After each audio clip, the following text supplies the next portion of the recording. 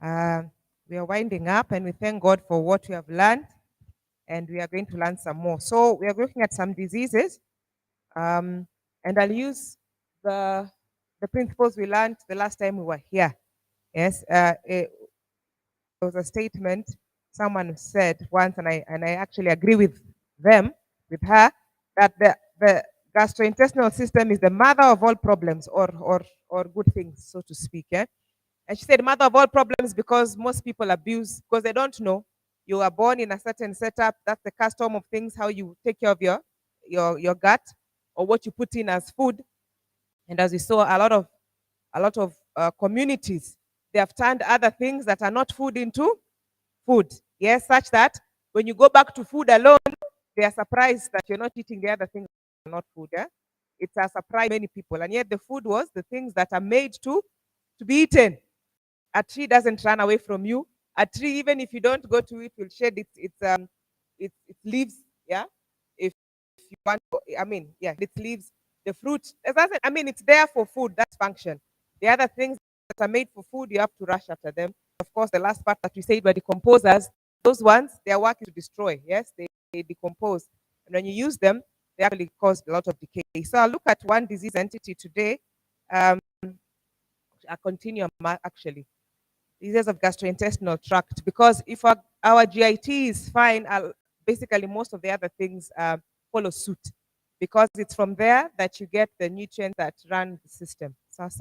So of course the body is a whole unit, but the GIT is one area that is highly abused, and we should and actually the main elements that come from there. So I'll look at mainly ulcers, but I won't look at ulcers only. I'll look at issues that affect, if I get enough time, the GIT, because if the GIT is fine, then a lot of systems come into place. Yeah, but I'll start with these ailments affect the stomach. Yeah, yeah, the intestine and the colon, but mainly the. So let me say a short prayer, and then we proceed. Father in heaven, be with us as we proceed today, that we may learn to take care of our body temples. For it's in Christ's name I pray and believe. Amen. Okay. Um, One of the problems that affect people a lot are gastrointestinal. In fact, over-the-counter medications, those ones that I used a lot, bought a lot, are things like things like, I don't know their names nowadays, but anyway, things that help to alleviate problems that arise from the gut. And one of the areas that brings a lot of problems is the stomach. Yeah. Yesterday, I'm glad that two presenters showed the stomach. I think. So you know how the stomach looks like. It's a compartment just after your gullet. Gullet is for chicken anyway, your esophagus, yeah? And it's the next compartment from our if you can remember, primary school. Primary school biology. What is the why did God give us a stomach? What function does it do? Why not just a tube from the mouth to the end? Why a special compartment somewhere to do some special thing? Anybody, if you can remember? This primary school, not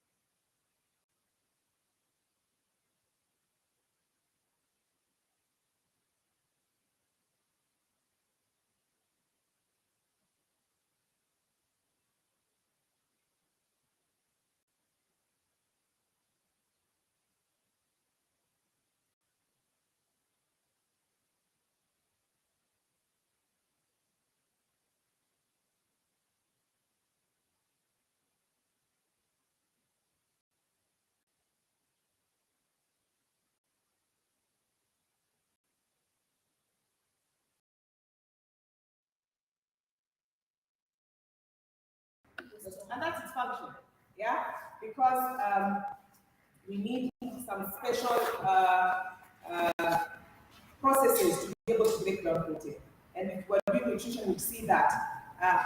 We're not doing that for this convention, but if we're doing it so that we understand from the world tell us eat protein, and that hurts us. Yeah, people a lot. Yeah, because we only need so little protein. So God made a special compartment that normally produces acid in the form of HCl. So acid production in the stomach is normal. But why does it become extreme? That it causes bruising. Yes? Because we talk about ulcers. Ulcers is actually a continuum, a disease that starts with maybe heartburn. Yes? This acid, instead of staying in the stomach, has moved to your throat. Yes? Then you get heartburn. Yeah, the throat doesn't want acid. As I said, the stomach is the only place with acid. So why is it coming in the wrong place? Yeah? Or you find the acid has become so much, it has eaten up the stomach lining that it forms a wound, an ulcer. Yes? So it's a continuum. It starts with inflammation, they go to a wound, and they go to cancer, as speaker said yesterday. So you want to see why this happens. Because things like heartburn, things like inflammation of the stomach, gastritis, and inflammation of the neighbors, their throats, yeah? None of the esophagus, yeah? Because the acid goes to the esophagus, it will burn the esophagus also. If a lot of acid goes to the small intestine, the first part of the small intestine, it will also cause problems. So basically, why does a normal process become a problem? And it's a big problem, as I said. The mostly bought over-the-counter medications are medications for what? Alleviating stomach problems. Yeah, if someone is going to eat, they buy buy to alleviate that. So I want us to read first Deuteronomy 28 verse 22. It's the catalog, a list of blessings and a list of curses based on following God's directive. Chapter 1, verse 1 to 14 is blessing. Yes. Verse 1 to 14 is blessing. And I always say this, the blessing seems few compared to the curses. Because the rest of the chapter is up to verse 68. Yeah. But always think of this. Those blessings include not getting all those curses. Are you following? Yeah? Includes not getting those. Yeah? You need to know that those curses come with prevented by following the directions. You think that these consequences are only 14. There are many. But now if you open that all these curses come, yeah, you realize how much the blessing is a blessing. Yeah? Because we're not following it, so much trouble comes. And one of them in verse 22. In fact, they usually say it's a catalog also for diseases. Where you find diseases explained in a descriptive manner in this chapter. Verse 22, the Lord shall smite you with consumption. Yes? Things that eat you up. You eat consumers, you also consume them. Yeah? And with a fever. Yeah? And with inflammation. With an extreme burning. They are the two things I want to focus on. Because the issues that affect the stomach and the neighboring structures is usually inflammation and burning. When you talk about ulcers, when you talk about gastritis, is inflammation. Yes? And that inflammation, because someone will say, what is inflammation? How would you describe it in this way? What is, even in English, what is inflammation? Okay, it could be uvive, but it's not only uvive.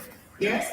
Yeah, okay. It's actually, it has, there's a swelling associated with it, there's pain associated, yes? And other things, yeah, that happen at the cellular level. So anyway, so there's a swelling, and then, but the thing that most people will understand, burning, yeah? Which one? You feel there's some burning, yes? And it causes pain, of course. So that in an aspect from the organ you're looking at, that is what I'm talking about is about. That extreme burning that even a layperson says, when I eat, I feel a lot of burning sensation. It comes to my throat. Yeah? If I don't eat, I have burning sensation, depending on where that problem is. Yeah? So anyway, so let's look at what will cause an increase in inflammation or extreme burning in the stomach that may extend to the esophagus or to the duodenum. Now, my power is gone, but we have that picture in our mind. Yes. What I explained the day before yesterday is, in a nutshell, if you know the food chain which we all learned in primary school, plants will alkalinize. animals and decomposers, because they are not food, they tend to take it towards acid, cause a lot of inflammation in many other parts of the body. So whenever we have cases whereby a compartment that was made to be able to sustain acid is self-acting, two main things that we need to understand. Arthritis in that continuum. One, either the amount of acid has increased, yes, in terms of quantity, volume, or in terms of the pH value. That means if normally we have a pH value that is close to 7, acidic in the stomach is acidic, it has gone from maybe 6 and has gone to 2 or 1, very strong acid. And you see what things will make us have so much acid that it overwhelms even the stomach, which has been designed to be able to withstand acid anyway. Yeah. So one things that increase the acidity production by the stomach itself. Yeah. And then the second thing are things that enhance fermentation. Yes, because whenever there's fermentation, most of you probably have an advantage, which is a good thing. But you can see people who drink especially distilled liquor, they even get burns. Yeah, their lips. Yeah, they get burned. But even let me talk about this because during COVID, most people experience this sanitizer. Yes? Yeah. If you put a lot, it dries, yeah, it has a burning sensation. So that also, anything that ferments, and when the power comes up, we'll see that formula. And I'll explain why. Anything that ferments will produce alcohol. We said that earlier. Yes? Alcohol burns. Yeah. So those two things will work together to bring about gastritis or ulcers or eventually cancer. Yeah. And as I said, it's a continuum. Yeah. You might go to hospital and they look and say you don't have an ulcer. You don't have a wound yet, but you feel a burning sensation.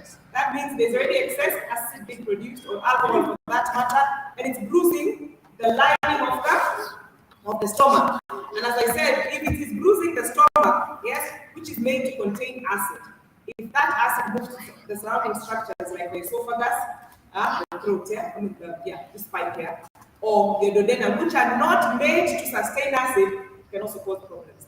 Yeah. So someone may be told yours is duodenitis, inflammation of the duodenum, or yours is esophagitis, problems with the esophagus. Yeah. And all of them, I say, start just inflammation, that bruising, but can lead to an ulcer in all those compartments, and that can lead eventually to a cancer. So we need to stop it as early as possible. So look at this for those two causes. So what causes our acid to become extreme? Yes, excessive or too strong. Yeah, the biggest thing is one, if you're ingesting acid. Yeah, because if you're ingesting acid, actually you're putting it in. And there are many things that have literally a lot of acid. One of them are hard drinks, soft drinks that are usually hard. Soft drinks. Yeah, we've heard of experiments whereby even if your car battery is rusty, you go and take, we may not have cars, even if your toilet is very dirty, you can go and take what? Coca-Cola, yeah? And go and clean it and then it's sparkling, yeah? It corrodes, it actually corrodes. So, and nowadays, I don't know, I don't think so anyway, but they used to write the ingredients on the bottle. I don't know if they still do that. They do. What are some of the ingredients they actually put there?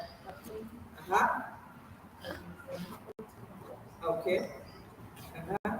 There is an acid. There's acid, yeah? So it burns. Yes, it actually burns. So you're already adding acid. Even before your own body's reacting to produce it, it's going to cause a lot of burning. So that's one, what we ingest. And you know, the creators of Coca-Cola, their mantra for a long time used to be, you want people to drink Coca-Cola the way they drink water. And it's unfortunate some people do that nowadays. Yeah? But looking at displacing water, which is life-giving, to giving something which is disease-causing. And of course, it corrodes many other things. Our bones, it corrodes so much. Yeah, there's nothing good in that in our system. It's actually addictive. And then of course, on top of that, it's addictive because of some of the agents they put there, as drugs. So anyway, so you take something that is already acidic, yeah? Yes? And note, I know lemon, someone may think lemon is acidic, yeah? Actually, yes, it's slightly acidic, yeah, when you take it. In fact, if you take too much of it, it'll the dental enamel, yeah, it will laugh yes. like it there. You feel what? What is that? Yes, like it corrodes the enamel, yeah? But inside, actually,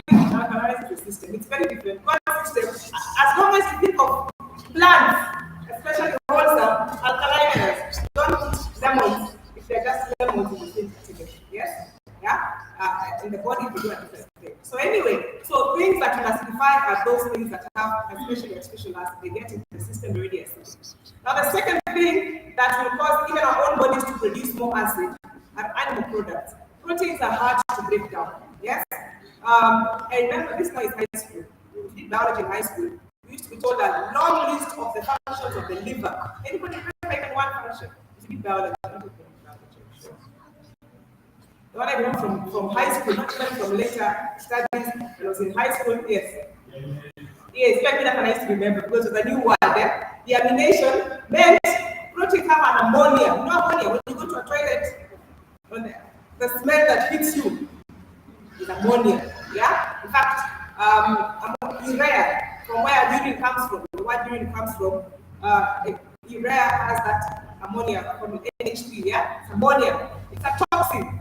Yes, in fact, now when so deamination, the protein when it's broken down, that amine part, the ammonia, maybe that to make it easier, it has to be removed. Yes, the amine part is what makes protein.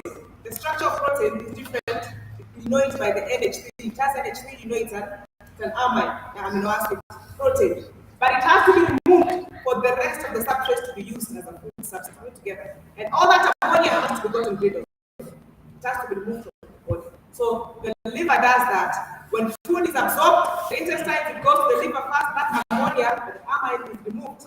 Unfortunately, it's very poisonous. So the body does what? It changes that ammonia into urea, which is more water soluble, and then you pass it out to the urine. Are you following? Yeah? So that, as I said, that ammonia is toxic. What I'm trying to say is that protein is a hard substance to break down. And that's why God made a special compartment to take care of protein. When in the stomach, the thing that is being broken down from a bigger substrate to something smaller, so that when it gets in the intestine, it can be further broken down, happens in the stomach. So it takes, one of the reasons there is acid in the stomach is to be able to break down that protein. Yes, it helps in other things, yeah, because when it's there also, it helps to kill germs when you ingest. That's why you can eat something dirty, but you may not get sick immediately after. So anyway, what I'm trying to say is that protein is a substrate that needs some extra effort to be able to break down. And part of the process that is required is to have an acidic environment. Now, as I said, you don't need much protein, especially if you're already reached your height, you're an adult. Because you're not growing anymore, you're just repairing. And if you're living healthy, there is very little repair for it. Protein is required in little amounts. That's why a cow just eats grass, and it has enough protein for big bones, big muscle. You see, we need very little protein. So anyway, when we have excessive protein, because of how we are taught, yeah, we talk much about kwashako, so we just think protein is the thing you have to pump in the system. Then the body cannot is overwhelmed as far as processing it. Yeah. Now it requires more acid to break down that excessive protein. Let me give an example from animals. Yeah. I know yesterday we learned about some animals have some extra things to help them to break down. But even despite that, let me use an example of you've gone to the orphanage or a park and they have told you about how animals eat. Let me talk about the orphanage because their animals are caged. How often do they feed those animals? Anybody knows? Once in a day. A day. Someone is saying once a day. Anybody else? Anybody else? Okay, let me talk about snakes. Yes, I don't like snakes, but anyway, let's talk about snakes. I am told I haven't. Don't want to encounter them when they're eaten, but anyway, I'm told when they're eaten, you can look at the snake park. They can even stay for months. They can stay for months without eating. And in fact, at that particular point, they're immobilized. Yeah? Because the time they bring power to our place. And these people are saying that they were saying they had gone to an area that was remote. And they were walking and they thought that there's long grass, and they were, as they're passing, as they're putting their poles, they were stepping on something that feels like a log. Don't a log. So that snake, it had so long grass had grown and covered it. Yes, they can even stay for 6 months. Digesting that article of food. Of course, because they have swallowed everything plus the bones, plus the hoof, hair, so it needs a lot. But it needs a lot of strong acid to be able to break because it's heavy protein. Are we following? Yeah? So, animal protein tends to be harder to break down. it stays even longer in our system. And so the body, this thing is here. Yeah? The body is producing acid, it's not breaking. So it says, let us increase the bound or the concentration of the acid. So even if the acid is supposed to be close to neutral, it's not too acidic. Yeah? It's yes, but not too acidic. Now it will be forced to go to a lower. Now the lower the number, the stronger the acid.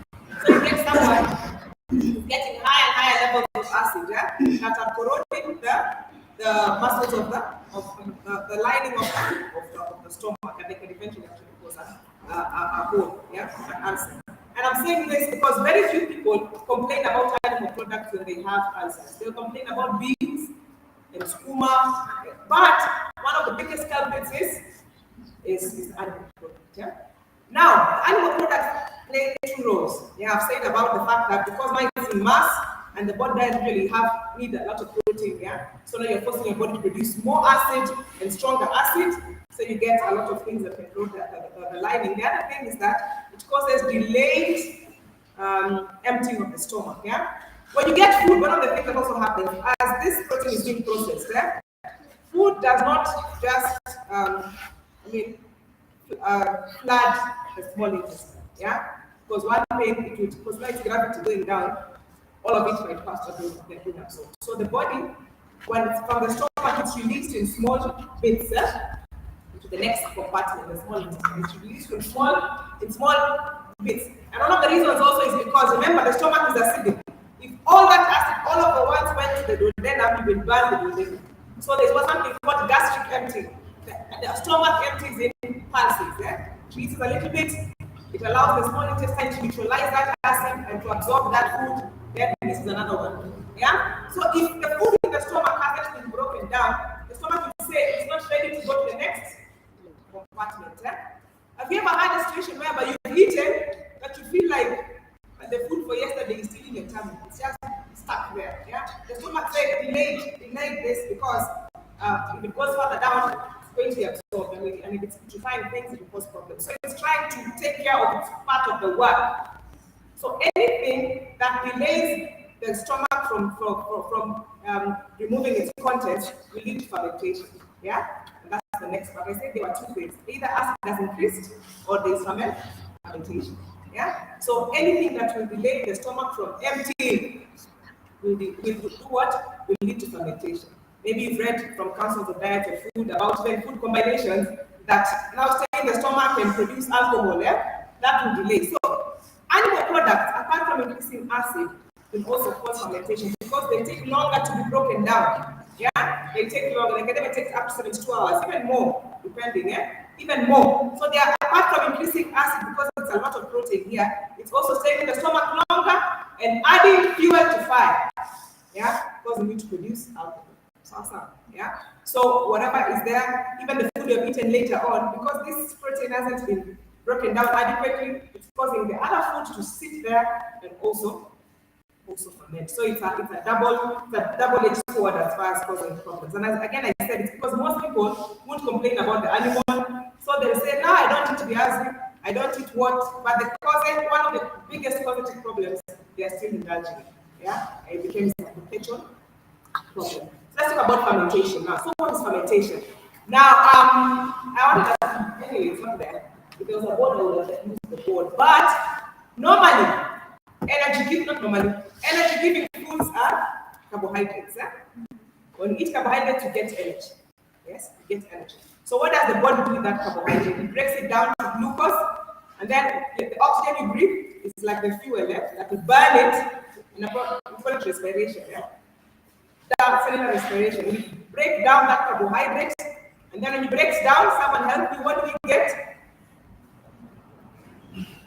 We get energy. Yes. We get energy. We also get carbon dioxide and water. Yeah, green energy. As they say, helping the ecosystem. It's green energy, very green energy, because the byproduct is just enough carbon dioxide that you breathe out, not excess. Enough that you breathe out. And then you get water that can be recycled in the system. You can use it. Yeah? And then you get energy to be able to do your work. That's what should be happening every single day. Normally. Yeah? Everybody realizes that when you drink Fuji, you want to go to the toilet frequently. Yeah? Part of the reason is not because of the water in the porridge, it's because it's a very good energizer. In fact, that's why in many setups it's used when someone is sick. It gives you quick energy. So when it's broken down, part of the byproduct of broken down is what? Water. Yes? Are you following? So you find that you want to go and also it gives you more appetite. So anyway, now when we have what you call anaerobic respiration, we break down that carbohydrate with limited oxygen or without oxygen, putting yeast. Yeah, that's why people are making bread. When you put the yeast in, you want carbonate, little oxygen. Yeah? When you're fermenting porridge, put it in a warm place, cover it, little oxygen, so that now the yeast can do more work as opposed to oxygen breaking down something. Yeah? Now, when that happens, the byproducts are lots of carbon dioxide, extreme. Yeah, that's why when you take fermented things, you will want to now belch. And you'll also remove air the other side. And some air will just be stuck somewhere. Yeah, you just feel like you're bloated. Yes? So there'll be excess carbon dioxide. And again, you see that in products. When they're fermented, there'll be foam. Or there'll be foam. Bubbles. Or like in bread, there'll be air in excess. But it's oxygen, you have to breathe it out. And this will explain why you can't see it or asthma. Like when I finish it. So you get a lot of carbon dioxide, and then instead of water, it gives you yes? So you get alcohol. You might find that you get a heartburn and the smell sounds like fermentation, alcohol. Yeah? And then the worst part also is that instead of giving you the intended energy, it takes away from you. Yes? That's why sometimes you've just eaten, I said that the other day also. Ate malazi and what? Soda, ate mala, and that's drank mala with scones. Yeah, those are fermented things. And you must have a siesta. Yes? Carbohydrates should be giving you energy, but they're making you to sleep. Are you following? Yeah? Because it's drawing even the energy you have. Again, let me use the example of an alcoholic. That's the easiest way. They have ingested carbohydrates. Yes, alcohol is carbohydrate, but fermented. It's a grain or it's a fruit, good things. But the devil makes you ferment them. And they use energy completely. Yes, they can sleep in a ditch. They may even slack speech. They can't even talk. Even if they're saying they beat you, they are falling. And you haven't pushed them. No energy. Yeah, someone tries walks, the door of the house is there, but doesn't get there. Switch off the bay. Energy has been sucked. Yes? That's the extreme. Yes, that's the extreme. But it happens even in something that ferment. You feel like some people, when they're going to sleep, they're tired. They wake up, they're tired. They're always tired. They're beaten. Yes? So anyway, those three byproducts, you see them in some of the symptoms that you get when someone has ulcers, especially if it has fermentation associated with it. Yeah? So when someone has gastritis or ulcers, one, they have a burning sensation. Yes, they have burning sensations because the acid is eating up their lining, the alcohol is eating up their lining. Yeah. Two, they tend to have heartburn. Because when the brewing is going on in the stomach, the carbon dioxide pushes back things into that throat. So what was eaten, sometimes even when you find it coming back. So the excess carbon dioxide, because it rises, it will push out, it will push out as gas, and sometimes it's some of the acid, sometimes it's some of the food. Yeah, because of that foaming, that frothing, it brings it out. Yeah, then I've also talked about the lack of energy. You just feel tired, in fact, there's a syndrome called chronic fatigue syndrome. Yes, you just feel tired all the time. So all those come together. So let me talk about other things that the gas can do. Bloating. You say someone, I eat so little, and they feel, I'm not full, I'm full, but I feel too much, jar. And sometimes actually the tongue is big. Yeah, so it's causing bloating because of that excess carbon dioxide. So you may have, yes, the pain sensation, the heartburn, and then also bloating, and yet you eat just a little. And especially when you eat carbohydrates. Yeah, no one will talk about meat or whatever, it's the carbohydrates. And why? Remember what I said earlier, found they like carbohydrates. They also use that for energy. Yes? They like carbohydrates. So when you put in a carbohydrate, whether it's because all plants have carbohydrates, all plants. In fact, only plants have carbohydrates.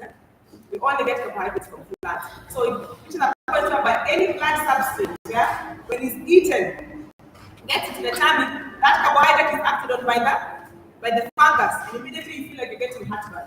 Immediately you feel like because it's working on it and producing alcohol, producing excess carbon dioxide. That's the reason why the carbohydrates may be something you actually see, because the effect is immediate. Yeah, the thing that might be causing the problem, like the animal product, was just sitting there for long. It's been fermented, yes, but carbon dioxide, I mean the carbohydrate, immediately taken a few minutes later you feel it. So you associate it with this rather than the true positive factor. Are we together? Yeah. So that's what happens. Now, this excess gas will not only cause problems in the stomach per se, causing you to feel bloated. The whole GI tract may be affected. As I said, you may burp some more or belch a lot. You may remove a lot of air to a point whereby you feel like you want to go, but it's just air coming out because it produces air lock. If you have water from pipes or from a tank, yeah, and it disappears, yeah, like today there's a problem with the water tap. Those who are staying around here, water is put here, and then they work on it, and water comes back. The instances whereby there's water in the tank, but you open the tap and no water comes out. Yes? Why? The water has come, you may get that a tank, yes, but it's not coming out from the tap. What's the reason? They call it airlock. They call it airlock. So what is airlock? The air has locked. When the water disappeared, air took up that space. Yeah? And so water has come in. Yeah? But this airlock can actually not lock the pipes. Air is there and that water cannot come out until that air is pulled out. In fact, I used to remember when you were young, we used to be told, go to the tap and water. Yes. Yes? Water. Pull out that air and then the water will be able to come out, so to speak. Yeah? So the air lock also happens in our gut because it's a pipe. Yeah? So you have lots of air that has gone and stuck in between sections of the intestine. So you feel like going and it's time to go. Yes? But between the exit and where the waste should be is air. So each time you go to the toilet, just feel air. And you feel I still need to go. So airlock causes constipation, and constipation is a killer. Yeah, I mean, they don't kill directly, but it causes a lot of problems. Yeah, including cancers, including so many things. Yeah, it's a big problem. It causes a lot of problems. So that the process that's happening in the stomach is affecting so many other parts of the system. So anyway, that's the nutshell, the principle behind ulcers. If you understand that, the treating ulcers is not a problem. Yes, it's not a big problem because you get rid of the cause, and then now you help your body in case there's an ulcer to heal. If it's bruising, it will heal much faster. But in case there's an ulcer to heal. So what do we do? I know some people have treated ulcers here, but I just wanted to focus on why are we getting it. So you understand from that concept, and then you get rid of the positive factors. That's animal products and fermented things. In fact, fermented things even more. Fermented things even more. Because that fungus, especially if you have a colony of fungus in your tummy because of what you ingested, they'll keep on making you not like even the good things. In fact, the Bible in Ezekiel talks about if you continue eating your meat, I will take away even your ordinary food. Now you say, that good food. You can't even eat it now. Yeah? So how do we help? Anybody who has done ulcers before? I know they are training. But I just rushed through it myself. Anyway, one simple one is protocol. I can see another there. Oh, it's protocol. Yes, protocol. The protocol treatment. How many don't know the protocol treatment? Just put your hand up so I can know it because I want to. I may not know what I'll do it tomorrow. Yes, because sometimes the people have been here for long, so sometimes you assume and talk about other things. Yeah, so we'll go through it because it's a very useful aid, not only for us but for so many things. So look at the protocol tomorrow in the session for disease. It's a wonderful aid to help with so many things. Yeah? So it's basically vegetable juicing and then ordering your food. It helps you to order your food during the day to help the body work towards healthy, so to speak. So the protocol has vegetables inside it, and that will help in many ways. Now, inside that protocol, we have garlic, we have onion. Now, you tell someone who has ulcers to take garlic and onion, they feel like crying even before they start, because it will burn. Yes? But garlic and onion is one of the best remedies. Yeah? As bad as it may taste, yes, it's one of the best remedies for so many things. Yeah, and the good thing, I don't know if it's good or bad, but a lot of studies have been done on it. So it has a lot of evidence based. They won't say it's just a child or what, no. It has a lot of evidence based. It's a very potent anti-inflammatory. Now someone may say, wow, but it causes more pain. Yes, it will sting initially, and then after that, the initial pain is actually subsiding. Yeah? Then even for example, even if you have a toothache, who has ever used garlic for a toothache?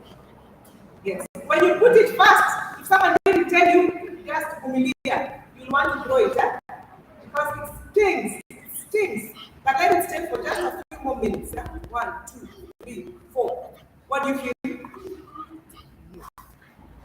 What do you feel? After a few minutes. Not 30 minutes, it's just after a few minutes, like 2, 3. That stinging goes down, and even the initial pain that you had because of the infection actually does what? Subsides. So you have that in the back of your mind. As you're taking in garlic and onion, you feel it burning. Yes? And sometimes you can outline the gastric system because you feel it in your throat, then you feel it going to your stomach, then you feel like you want to go to the toilet, you feel it. Yeah? Like the first day will be the worst, the first day. But don't say you can just take it that first day. Second day, third, you actually say 2 days, the garlic and onion. Yeah? Now the finer you blend it, the easier it is for you. I don't know, yeah. Some people say that you put more water, but the more water you put, the more you have to drink. So anyway, but usually we say a cup, you take a cup of water, don't put hot water, put room temperature so that thing is raw. Yes? So you blend garlic and onion, 2 cloves of garlic, 1 onion. I mean, that formula is used for many things, so just have it in your mind. And you drink it, it will burn, as I say, it might even make you vomit, yes, but finish it, because it will help, very helpful after that. So it helps, because one, it takes care of the pathogen, yes, the fungus. I talked about fungus. If you go to hospital, we talk about H. pylori. So if H. pylori is also causing a problem, because it's a composer, it also solves it. Yeah? So that aspect helps to look at some of the root causes of fermentation, and helps to prevent further fermentation later. So garlic onion is something you have to usually say 3 nights, and then each time you take garlic onion in the evening, take charcoal in the morning, so that whatever has been killed can be, if it wasn't vomited out, can be collected by the charcoal and taken out. Yeah, so that's one of the things that you have to do. You have 3 nights of garlic onion to take care of the pathogens. And the protocol, that's garlic onion straight, but you still have garlic onion in the protocol. So you have that garlic and onion, you have carrots, you have cabbage, and you have what else? And tomatoes, inside. Yeah. So one of the greatest factors that helps now, especially to heal the bruising or to heal the ulcer, is cabbage. So the cabbage will help in now healing the wound or the bruises. Yeah. So you take that protocol for 1 week, 21 days, depending on the size of the protocol. If I'm not a people saying I'm taking cabbage and it helps me, very true, because it helps to heal the wound. You may get scar tissue remaining there, but the wound will be irritable, whereby now you put something and it's irritated. So that's the main thing. Now, I want to talk about when you have an emergency. I have ulcers now. Yes, I've heard about this, but right now I'm having an attack. I'm feeling pain. Yes, and it can be so bad. I know because I used to be a sufferer. Yeah, it can be so bad. Even water can't stay down. Someone takes, because now when it's taken and it's bruised, you take in water and the body now is just rejecting everything. Yes, and you vomit it out. So what can I do? Yes. Now, if they can drink water, give them water. Yes, if they can drink water, give them water. And because it helps to dilute the excess acid or the excess alcohol that is there. And water is like, this time is medicine, not to sip. And I vomited it, and they said it didn't work. Yes, if they have fire, and they take a cup of water and pour, and it doesn't quench the fire, and then they say water didn't work. Yeah? It doesn't make sense. I know for the person how much more they feel bad. If you're vomiting everything, and someone tells you to take something else, you feel bad. But give them water like medicine. So it's not even 2 liters. Yeah, you might want to make it easier for them to take it, but help to do that to dilute. If it was a minor attack, that would be then sorted. Yeah, remember, it's not half a cup or just 1 cup. It's how many liters? Even up to 2 if they can take it, yeah? Then up to 2. That will help to dilute the acid, yeah? You can also use charcoal. So it's not just taking plain water, you can put charcoal into the water. It will help to absorb some of the excessive acidity or the alcohol or whatever else may be there that has fermented, yeah? So it helps to do that and helps to calm that tummy. So that's the second thing. You can use charcoal water, yes? The third one you can use is cabbage. The same cabbage. You have to neutralize. Yes, you have to neutralize, so you can take it as a juice. Yeah, it will calm the acid again. You have to neutralize, reduce the pain,